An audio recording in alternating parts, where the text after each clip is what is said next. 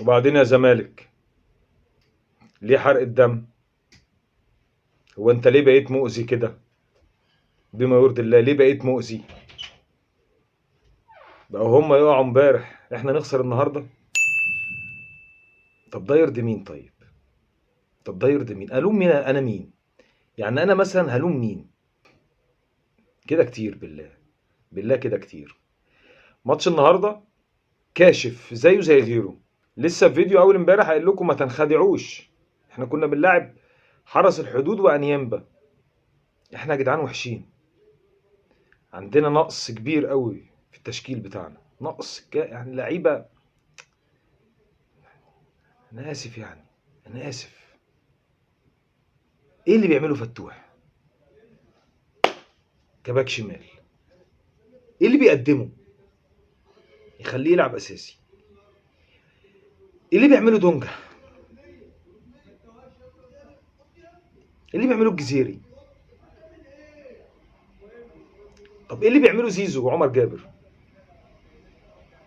لا زيزو بالذات، ايه اللي بيعمله زيزو؟ فين بجد؟ فين الفارق اللي المفروض لعيب زيه يقدمه لي في ماتشات زي دي؟ فين؟ حمزه المسلوسي اتصاب، وشكلها اصابه كبيره، ممكن لا قدر الله تكون صليبي مثلا. انت هتبقى محتاج مدافع. المصايب زادت، المصايب زادت. محتاج مدافع كمان. انت اصلا مش عارف تجيب لا مهاجم ولا وينج ولا لعيب نص ملعب. النهارده انا اختلف مع جروس كليا وجزئيا. فكره انك تلعب زيزو هو يكون صانع العاب واللعيب الثالث والبلاي ميكر بتاع الفريق، مش بتاعته.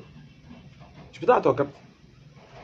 محمد السيد، محمد السيد اقرب لعيب بمواصفات عبد الله محمد السيد. كان لعيبه محمد السيد. النهارده زيزو هو الناس بتقول محمد عاطف، لا لا، هو زيزو. زيزو اللي هو كان الثالث على الدايره بتاعتنا النهارده. زيزو مش محمد عاطف.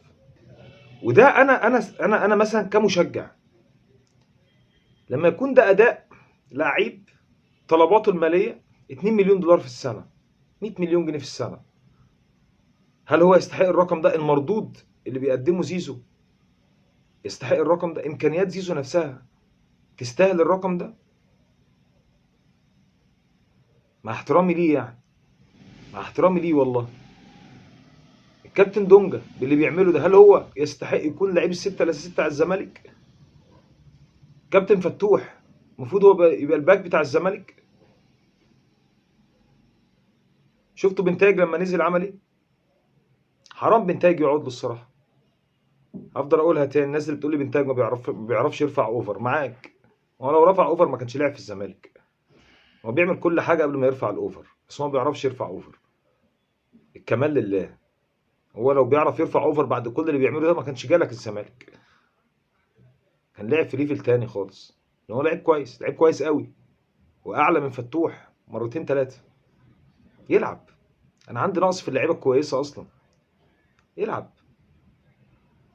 يا كابتن حضرتك بتصاب من عندنا المسلوسي، فطبيعي انا اغامر ماشي معاك انك انت لازم تغامر، بس حضرتك حتى لما جيت غامرت بزياده، لانك انت فتوح مدافع. الدنيا صعبه، الدنيا هتبقى صعبه. وبرده الجون اللي جه فينا مش غلطه فتوح، ما شيلهاش فتوح لوحده، لا ده احنا 1 2 ما بتتعملش في دوري مدارس، اتعملت على فريق كبير زي الزمالك، ومره واتنين لحد ما جت.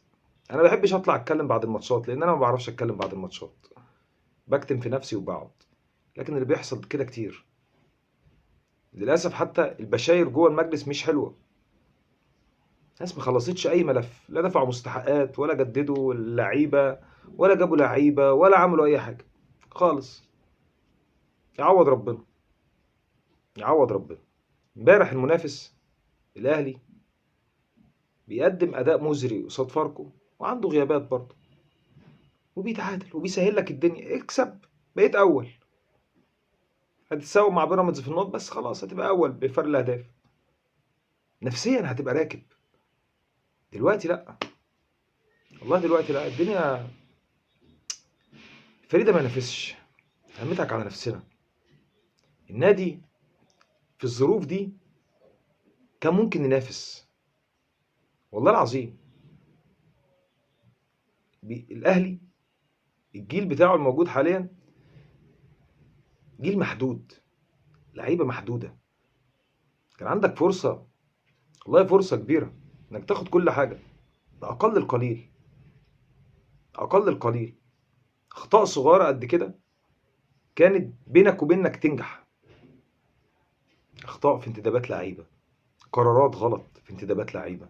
يعني مثلا لو كنت جبت بن شرقي مكان ميشيلاك كان ايه الوضع؟ لو كنت جبت مهاجم تاني مكان عمر فرج، احسنت اختيار مهاجم تاني مكان عمر فرج، كان ايه الوضع؟ لما ادفع فواتير كتير قوي. فما كنتش مستني من المجلس ده اللي خد دعم جماهيري محدش خده غيره. كنتش مستني منهم ان هم كمان يبقوا سبب لمشاكلنا، بدل ما يحلوها او يساعدوا في حلها حتى، وهم السبب في كتير من المشاكل.